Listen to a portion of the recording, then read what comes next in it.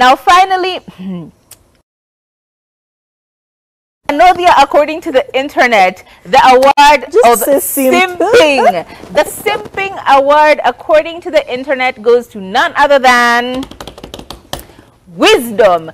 Because apparently Weezdom was simping heavy. He was out here crying, he was out here weeping, he was out here on his knees begging not to be embarrassed in public. Because let me tell you, there's nothing worse than a public engagement or a public proposal. It can go one of two ways, and sometimes it doesn't go your way. So obviously, after begging her not to leave him embarrassed, he actually went on to apologize for the many sins of the days that he has collected, for putting her through ups, downs, sides, and we continue to see the revelation of ride or die, because honestly it feels like that. Like, men will do you dirty and then they will apologize once and give you a ring. That ring is even more problems, in my opinion. If your marriage is a mess, if your relationship is a mess, you're committing to the mess.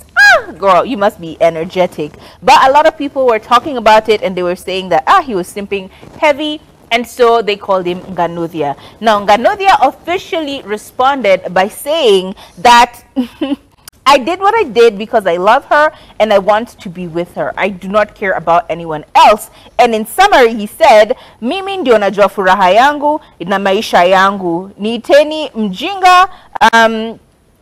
mjinga zote, ila mpenzi wangu nitazidi kumsogezea. Yes, kumongezea mapenzi kila dakika, kila saa. Nitaheshimu, nitamtunza, nitampenda, sorry.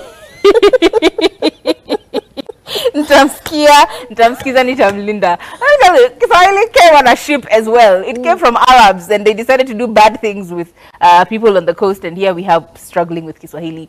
My point is, he was simping, but he said, even if you refuse to let him do what he will do, bado men's conference here next year, attend, because he is a man. But he has chosen to let down his guard in order to uplift his woman, and in order for her to see that she's being appreciated. And honestly, I feel like this is another stupid hashtag trending again. Remember, men, toxic masculinity? There was a hashtag that was trending on Twitter a while ago about you're not a man if, and then people showing all kinds of nonsense about what male men or male figures should look like, what they should do, and so on and so forth. So I think this is another toxic masculinity stunt or stint, because he's doing what he feels is right.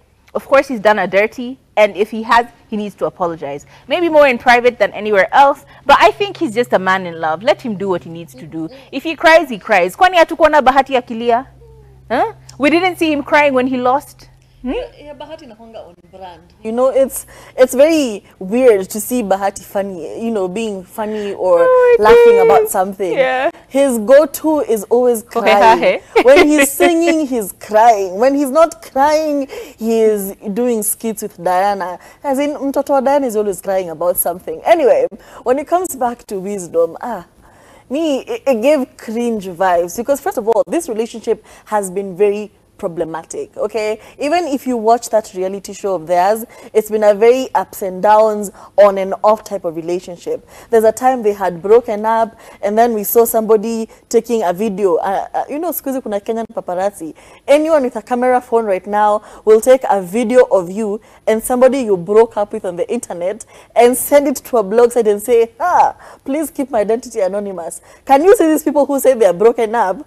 They are going to buy breakfast together. So that was the case with them. So I think they got back together. It's just been a lot of on and off, a lot of toxicity involved. Anyway, fast forward. Did y'all see the video? He was on his knees, crying, snot running, face wet. And this girl being proposed to is just like this.